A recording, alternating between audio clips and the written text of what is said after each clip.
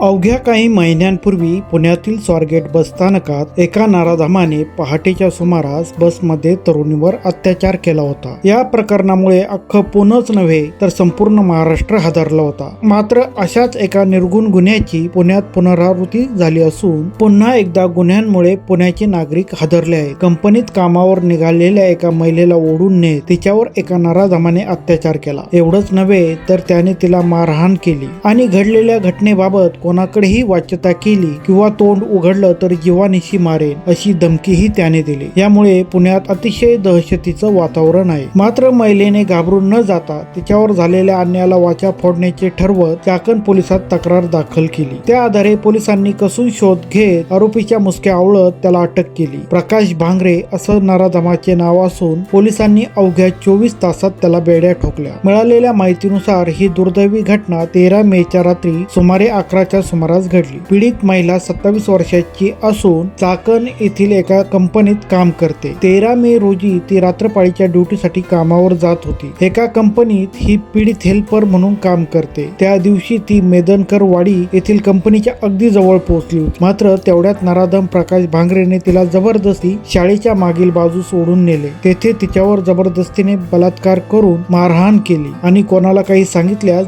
जीवे ठार मारण्याची धमकीही दिली। मात्र त्या महिलेने नराधमाचा खूप प्रतिकार केला, त्याला चावली देखील। त्यानंतर आरोपी तिथून पसार झाला। मग तिथूनच जाणाऱ्या महिला कामगार आणि पुरुषांच्या मदतीने पीडितीने कसेबसे चाकण पोलीस स्टेशन गाठत आपल्यावर झालेल्या अत्याचाराची कहाणी सांगत तक्रार दाखल केली। पीडित महिलेवर सध्या वायसीएम रुग्णालयात उपचार सुरू आहे। तक्रार दाखल झाल्यावर पोलिसांनी कसून तपास करत अवघ्या 24 तासांच्या आतच नराधम आरोपी प्रकाश भांगरेला बेड्या ठोकल्या। सीसीटीव्हीच्या आधारे त्याचा शोध घेण्यात चाकण पोलिसांना यश आलं। आरोपी सध्या मेदनकर वाडीमध्ये राहिला असला तरी तो मूळचा अहमदनगर जिल्ह्यातील अकोले गावचा असल्याची माहिती पोलिसांनी दिली। त्याने याआधी असे काही कृत्य केलंय का याचा तपासही पोलिसांकडून करण्यात येत आहे। हा व्हिडिओ पाहून आपल्याला काय वाटतं ते आम्हाला आपल्या कमेंटद्वारे नक्की कळवा। व्हिडिओ जर आवडला असेल तर व्हिडिओला लाईक, शेअर आणि चॅनलला सबस्क्राईब करायला मात्र विसरू नका। धन्यवाद।